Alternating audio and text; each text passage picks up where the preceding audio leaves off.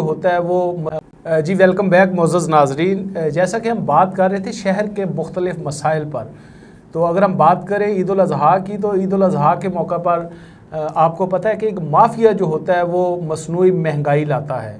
ईद पर चूँकि हर ख़वातीन और मर्द बिज़ी होते हैं, तो इस हवाला से इस मरतबा जो ख़ास तौर पर जो हमें शिकायत मौसूल हुई हैं वो हुई है नान बाई हज़रात की जानिब से, जिन्होंने तंदूरों पर बहुत ज़्यादा जो है वो इस मरतबा मसनूई महंगाई का सैलाब जो है वो लाए हैं। इस हवाला से हाई साहब आपकी क्या आपको भी देखने को मिला हमारे शहर में? कसूरी साहब देखने को नहीं मिला, मुझे ख़ुद तजर्बा हासिल हुआ है। जी जी।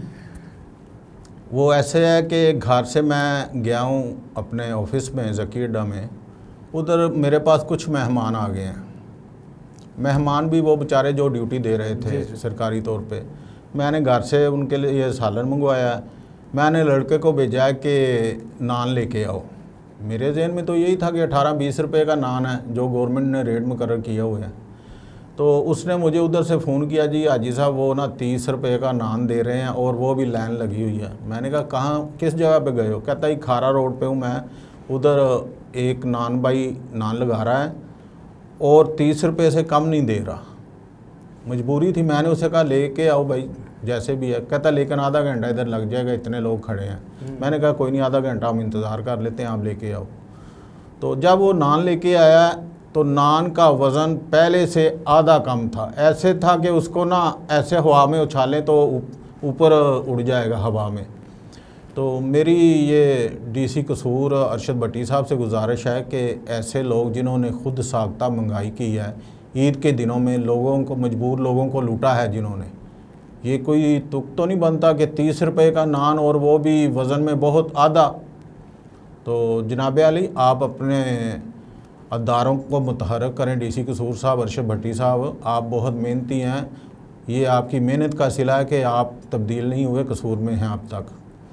तो बराए मेहरबानी ऐसे लोगों को सामने लाएं, उनको कटहरे में खड़ा करें कि वो ईद के दिनों में मजबूर थे, जो लोग घरों में नहीं पका सकते थे या लोड शेडिंग की वजह से।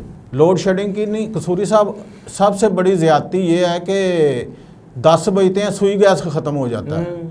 सुई गैस की लोड शेडिंग कम से कम ईद के दिनों में गवर्नमेंट को भी चाहिए, महकमा सुई गैस के जो एहलकार हैं, ईद के दिनों में ये खाने पकाने के दिन हैं, बच्चियां घरों में बेचारी पकाती हैं, जब सुई गैस नहीं होती फिर वो डिस्टर्ब होती हैं, कोई चूल्हे पे दूसरे चूल्हे पे, कोई वो सिलेंडर पे। तो वो सिलेंडर वाला तो नहीं अब दौर रहा, अब तो है कि सुई गैस के सब घरों में सुई गैस है।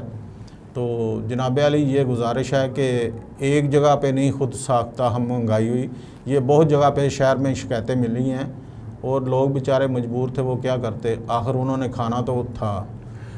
बिल्कुल भाई साहब आपकी बात ठीक है। और डीसी साहब आपके पास ज़िला कसूर में 34 के करीब जो हैं वो स्पेशल मजिस्ट्रेट्स हैं। असिस्टेंट कमिश्नर कसूर बहुत अच्छा काम कर रही हैं, यकीनन उन्हें हम अप्रिशिएट भी करते हैं और आपकी दीगर टीम को भी हम अप्रिशिएट करते हैं। लेकिन क्या ही बेहतर हो कि आप इस अपनी पूरी टीम को एक मरतबा निकालें, आप ख़ुद भी फील्ड में निकलें और ये मसनूई जो महंगाई है जिससे हमारा जो मुआशरा है उसको बहुत ज़्यादा तबाह किया जा रहा है। मेरे हज़रत बाबा बुल्ले शाह की नगरी को इस हवाला से बहुत ज़्यादा आवाम को मसाइल हैं कि जो उन्हें रेट्स मिल रहे हैं वो इतने ज़्यादा महंगे हैं कि वो भट्टी साहब कल को वो बददुआएँ आपको आना शुरू हो जाएंगी। तो हाजी साहब 34 के करीब जो मजिस्ट्रेट्स हैं अगर वो निकलें तो आप नहीं समझते कि यकीनन इससे हमारे हालात कंट्रोल हो सकते हैं? कसूरी साहब मजिस्ट्रेट निकलते हैं, ये हमारे ना सियासी जो नुमाइंदे हैं ना, उनका भी फ़र्ज़ बनता है गलत सिफारिश ना करें। मेरा ज़िंदगी का असूल है, मैं ट्रांसपोर्ट का कारोबार करता हूँ, मेरी गाड़ी का अगर किसी जगह पे चलान होता है या बंद होती है, मैंने आज तक सिफारिश नहीं की। उसको कहता हूँ ठीक है भाई, आपकी भी कोई मजबूरी होगी, हाँ ठीक है। अब ऑफिसर के ऊपर आते हैं, ऑफिसर ने कहा होगा या इसने कोई गलती की है तो इसको इसकी गलती की सज़ा मिलनी चाहिए। यही मैं अपने अवामी नुमाइंदों से कहता हूँ कि अगर कोई मजिस्ट्रेट किसी को फ़ाइन करता है, पकड़ते हैं, तो बराए मेहरबानी कम से कम आप उनको इतनी देर तक सिफारिश ना करें जब तक गवर्नमेंट अपना अमल उन पर ना दोहराए।